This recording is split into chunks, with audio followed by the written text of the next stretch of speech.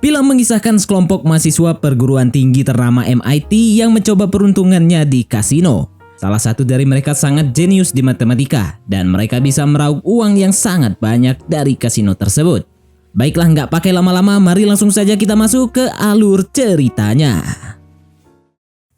Seorang pria super cerdas bernama Ben selalu memenangkan permainan dengan cara menghitungnya, dan malam itu dia mendapatkan lebih dari $640.000. Ben dan timnya selalu menggunakan bahasa isyarat demi keamanan. Sentuhan pada mata artinya ada yang harus dibicarakan, merenggangkan tangan ke belakang artinya permainan sedang memanas, dan menyisir rambut dengan tangan artinya mereka harus segera keluar jika situasi tidak kondusif atau ada bahaya. Seperti saat ini, di mana pihak keamanan mendatangi mereka. Film pun flashback saat Ben OTW naik sepeda ontel ke Harvard jurusan kedokteran untuk mengajukan beasiswa. Saat ini Ben masih menjadi mahasiswa jurusan matematika di MIT. Tapi saking cerdasnya dia sudah diterima kedokteran Harvard untuk melanjutkan kuliahnya seperti mimpinya selama ini. Meskipun nilai-nilainya memuaskan, mendapatkan rekomendasi dari dosen-dosen berkapabilitas tinggi dan menjadi ketua kelompok di kejuaraan matematika Amerika. Tapi tidak semudah itu Ben bisa mendapatkan beasiswa di sana. Profesor Phillips mengatakan jika ada 76 orang lain yang sama berprestasinya juga ingin mendapatkan beasiswa tersebut. Dan hanya ada satu orang saja yang akan diambil, yaitu orang yang memiliki suatu kelebihan daripada yang lain atau pengalaman hidup yang sangat menarik dan berbeda dibandingkan ke 76 calon lainnya. Ben pun curhat ke temannya bernama Miles jika dia kesusahan mendapatkan beasiswa tersebut karena nggak punya pengalaman menarik di hidupnya. Ya, memang pintar dan berprestasi, tapi pesaing-pesaingnya juga sama. Mau masuk lewat jalur normal juga biayanya mahal banget, $300.000, setara 4,2 miliar lah duitnya. Hari itu Ben ulang tahun dan dirayakan bareng emaknya yaitu Ellen, Miles, dan satu temannya lagi yaitu Cam. Mereka bertiga merasa adalah gangster cupu sedunia karena nggak pernah punya pacar dan uang. Satu-satunya yang ingin mereka lakukan hanyalah mengikuti sebuah kompetisi ilmiah. Di kelas perkuliahan MIT, Profesor Mikey memberikan pertanyaan ke mahasiswa-mahasiswinya. Ben pun bisa memecahkan masalah tersebut dengan perhitungan variabel yang sangat efisien, logis, dan tidak terpikirkan. Profesor yang kagum dengan jawabannya mengecek hasil ujian persamaan non-linearnya, yang ternyata mendapat nilai sangat tinggi, yaitu 97. Saat bermain basket, Ben, Miles, dan Cam pun pandangannya teralihkan oleh mbak-mbak primadona kampus bernama Zil, dan Ben sebenarnya naksir dengannya.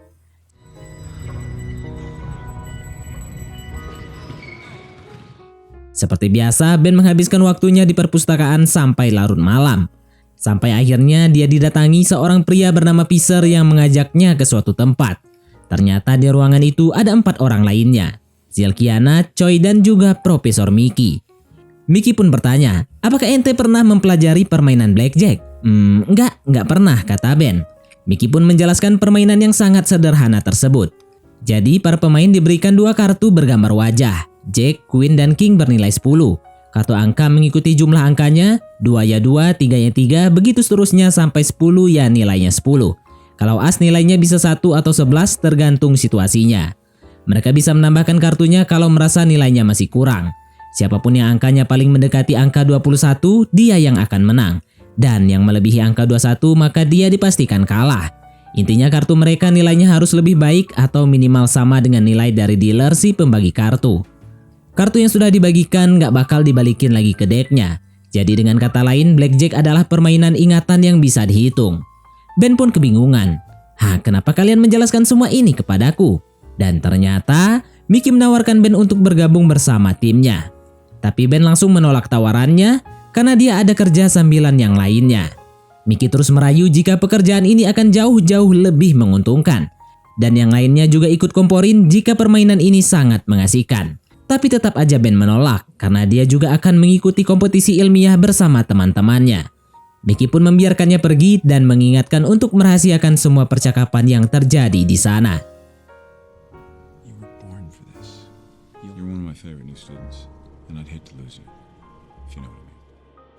Keesokan harinya, Ben kerja sambilan di toko pakaian formal. Lalu terlihat Zil yang mendatanginya. Tujuan Zil datang ke sana adalah untuk merayu Ben agar dia mau bergabung ke dalam blackjack team. Dan yang terpenting mereka akan mendapatkan uang yang tidak pernah bisa dibayangkan. Came to see you. You did? think you should come to Vegas. I can't. I'm sorry. Karena Ben tetap menolak, Zil pun membiarkannya. Tapi jika Ben berubah pikiran, dia bisa datang kapan saja. Ben pun terlihat bingung di sana. Lalu saat malam harinya terlihat Mickey yang mengetes timnya berapa jumlah perhitungan kartu yang sudah dikeluarkannya. Dan tiba-tiba The count. pelatihan pun dimulai. Cara menghitung kartu yang sudah keluar adalah kartu tinggi yaitu 10, Jack, Queen, King, dan As minus 1. Kartu rendah 2-6 plus 1. Sedangkan 7, 8, 9 atau kartu tengah nilainya 0. Gunanya buat apa?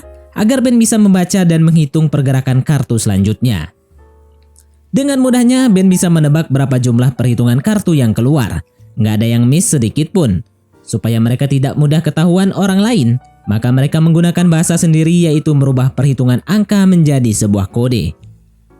Ben pun menegaskan ke Mickey bahwa dia bersedia masuk ke dalam tim hanya demi mendapatkan uang $300.000 untuk masuk ke kedokteran Harvard.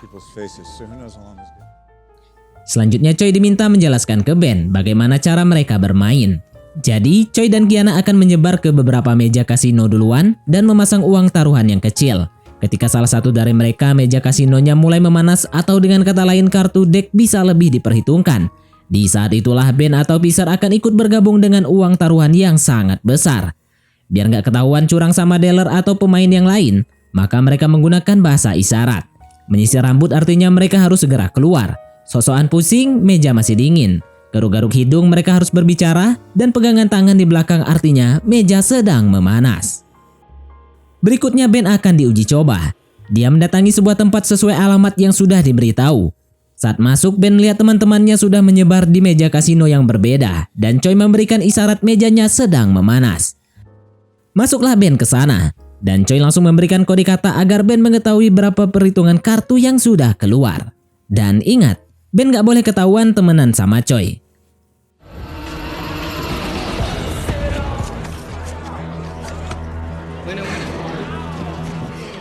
Dengan otak jeniusnya, Ben selalu bisa menebak kartu yang akan keluar dan selalu memenangkan taruhannya. Tapi tiba-tiba, ternyata itu adalah ulah Mickey dan yang lainnya ngetes seberapa bisa Ben menjaga kerahasiaan perhitungannya.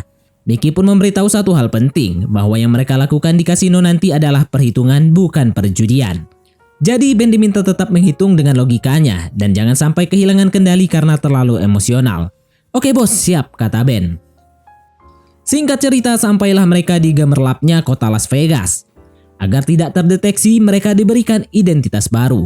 Tidak hanya itu, biar mereka dianggap cukup umur bermain di kasino, maka mereka harus merubah penampilan biar kelihatan lebih tua. Di setiap kasino akan selalu ada kamera, maka dari itu Ben diminta bertingkah laku seperti orang kobam agar tidak ketahuan kalau dia sedang menghitung kartu.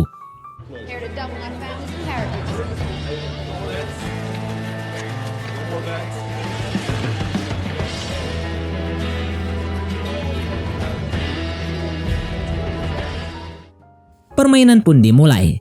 Ben masuk ke meja Kiana yang sedang memanas setelah mendapatkan bahasa isyarat darinya. Dengan terus menghitung setiap kartu yang keluar, dimulai dari plus 16, Ben mendapatkan cuan demi cuan yang sangat banyak.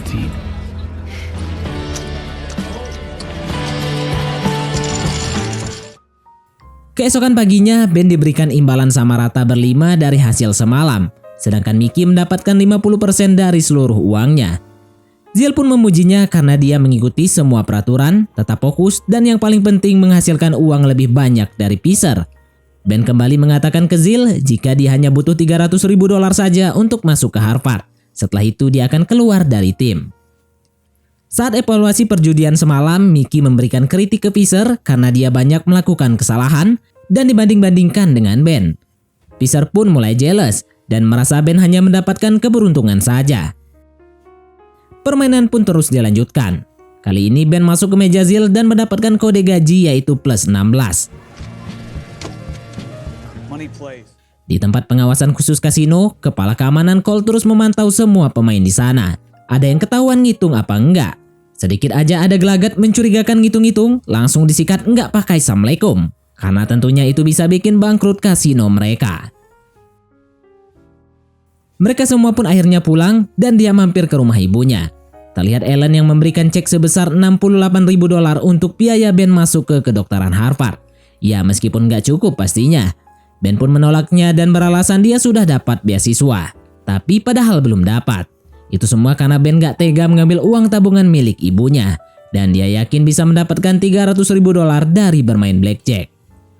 Hasil imbalan Ben saat ini adalah $16.700. Dan dia menyimpannya di loteng kamar kosan. Untung aja nggak ketahuan Mills sama Cam.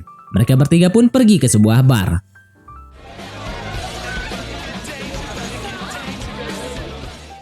Miles dan Cam terkejut ketika melihat Ben yang ternyata sudah dekat dengan Mbak Zil.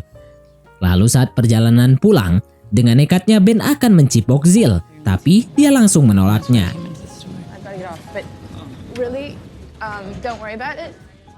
Setelah itu perjudian kembali dilakukan. Main balik kampus, kuliah, main lagi, balik kampus gitu terus. Meskipun di kampus mereka bukan siapa-siapa, tapi di Vegas sudah cukup terkenal mereka poya-poya. Semuanya dibeli nggak usah mikir. I could be too good to be true. Possibly imagine. And he was right. In Vegas, we had a life. Sampai akhirnya Cole menyadari perilaku aneh dari Ben. Dia menduga Ben menghitung kartu tapi dengan cara yang susah ditebak. Ditambah lagi Ben ketahuan beli tonik dicampur lemon biar seolah kelihatan mabok. Sejak saat itulah Ben mulai dicurigai karena kedatangannya membuat banyak kasino rugi besar. Di kampus Miles dan Cam sudah mulai curiga dengan Ben karena dia terus menghindar dan menghilang begitu saja. Padahal mereka harus mengerjakan proyek ilmiah untuk kompetisi. Ben pun berbohong demi kebaikannya sendiri dan dia terus melakukan pesta dan poya-poya.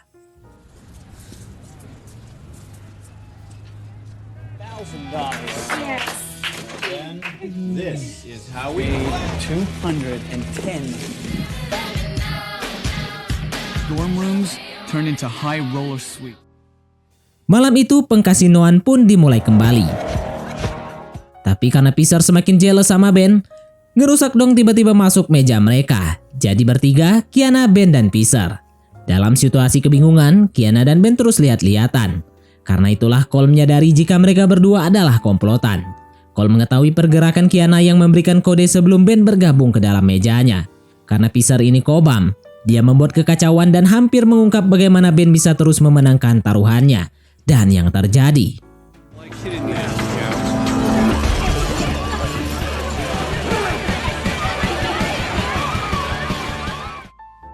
Karena insiden tersebut, Mickey pun mengeluarkan Pisar dari tim dan mengusirnya dari sana. Setelah Pisar pergi, mereka tidak bisa menguangkan chip senilai $200.000. Karena situasi masih berbahaya dan pihak keamanan pasti akan mengecek CCTV setelah ulahnya Pisar tadi. Ben pun punya ide cemerlang. Dia meminta bantuan Mbak Striptease untuk menguangkan chip mereka. Agar seakan-akan chip tersebut adalah sebuah tip dari om-om ganas yang menikmati hasil joget pargoy mereka. Setelah itu mereka lanjut menghibur diri di sebuah klub. Zil yang akhirnya terpikat dengan Ben mengkodenya untuk segera beraselolit dan ya terjadilah. Sesampainya di kosan terlihat uangnya Ben sudah banyak banget. Lalu dia mendatangi dua teman kampusnya untuk persiapan kompetisi. Tapi karena Ben salah membawa perangkat lunaknya, dia dikeluarkan dari tim karena terkesan Ben gak niat mengikuti kompetisi tersebut. Mendengar itu Ben pun malah memaki-maki temannya karena nggak ada satupun peduli dengan kompetisi ilmiah seperti itu. Lalu dia pergi dari sana.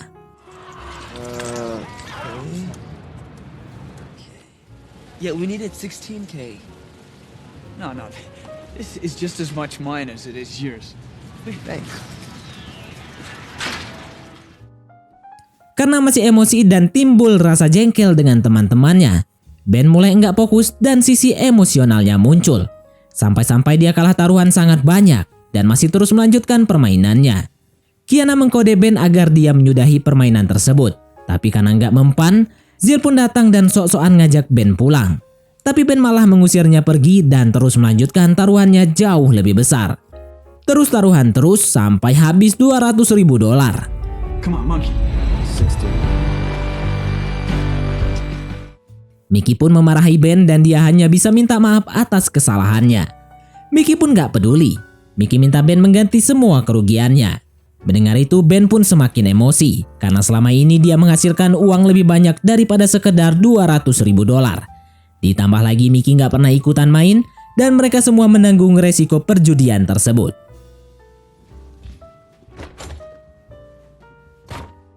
Ben pun mengatakan ke teman-temannya jika dia nggak peduli ada Mickey atau enggak. Karena selama ini dia mengambil keuntungan 50% dan cuma ongkang-ongkang kaki merintah-merintah aja. Ben pun merayu teman-temannya agar meneruskan permainan meskipun sekarang memakai uang pribadi. Ben sebenarnya sudah punya uang $315.000, nggak peduli dengan janjinya dahulu untuk keluar dan masuk ke Harvard karena dia hanya ingin mendapatkan lebih banyak uang. Malam itu mereka kembali masuk ke kasino dan terlihat Mickey yang menelpon pihak keamanan untuk melaporkan jika Ben berbuat curang tanpa memberitahu identitasnya.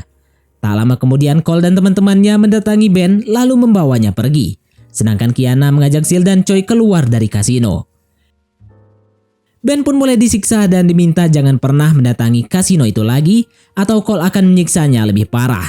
Sampai akhirnya Cole menanyakan kabar Profesor Mickey. Karena ternyata dia tahu Ben bekerja sama dengan Mickey. Ternyata Mickey pernah memiliki masalah dengan Cole, di mana Mickey dulu pernah mendapatkan puluhan juta dolar dari kasinonya Cole hanya dalam waktu semalam, dan itu membuat Cole dipecat dari pekerjaannya. Setelah disiksa habis-habisan, Ben pun dibiarkan pergi, dan sesampainya di kosan Ben mendapatkan surat dari MIT, di mana isinya Ben dinyatakan tidak lolos mata kuliah Profesor Mickey, dan mata kuliah tersebut adalah salah satu persyaratannya untuk lulus dari MIT. Tak sampai di situ, karena kamar kos-kosannya sudah berantakan dan $315.000 tabungannya dicuri oleh Mickey. Setelah itu Ben mengikuti kelas Mickey dan menyindirnya karena telah mencuri semua hasil kerja kerasnya. And discredited them and stole their equations. Ben pun mendatangi rumah Zill dan mengatakan jika Mickey telah mengambil semua uangnya, juga membuat dirinya tidak bisa lulus dari MIT. Zill sudah tahu Ben tertangkap tidak ingin kembali lagi ke Pegas. Tapi Ben masih tetap merayunya demi mendapatkan uang untuk sekolah Harvard-nya.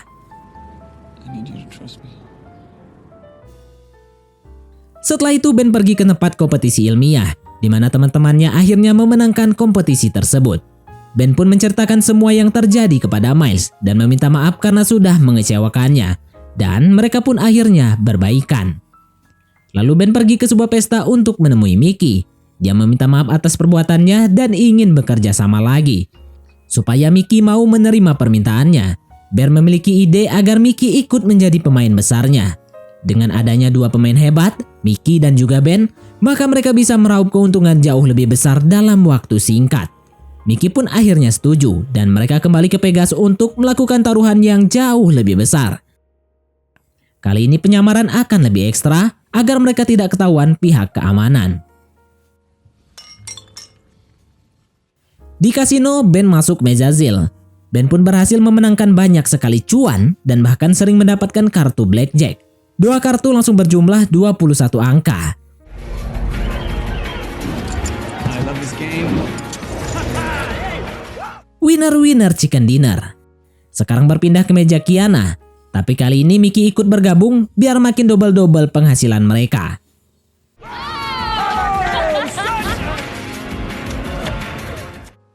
Sampai akhirnya giliran Choi yang mejanya memanas dan mereka langsung pindah ke sana.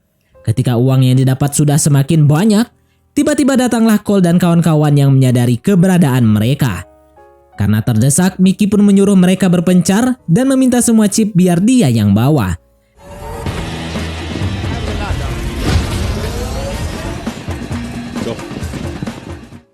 Ben dan Zill pun terus kabur dan berhasil lolos dari kejaran pihak keamanan.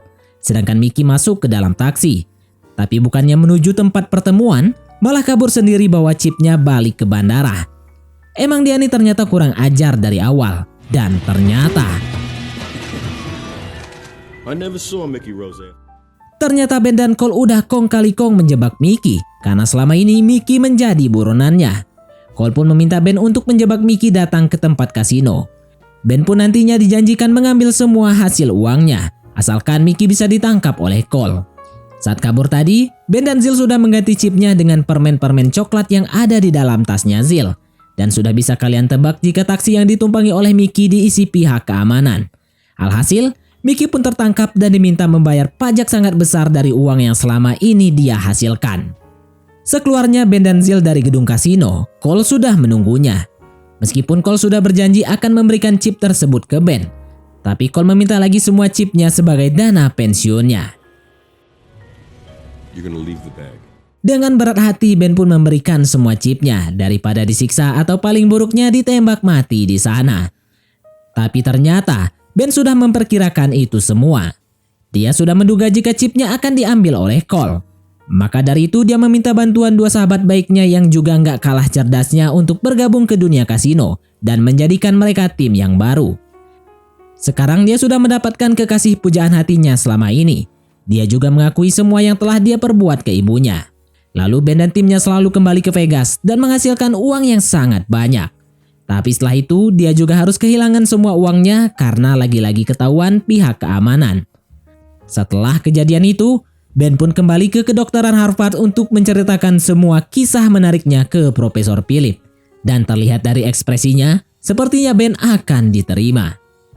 Di ending film, pada akhirnya uang mereka ludes lagi. Tapi untung aja keterima beasiswa Harvard itu si Ben. Dan film pun tamat. Baiklah, mungkin sampai di sini saja teman-teman untuk alur cerita film kita kali ini. Terima kasih buat teman-teman yang telah mengikuti alur cerita film ini sampai selesai. Sekian dari Mimin, sampai jumpa di konten berikutnya.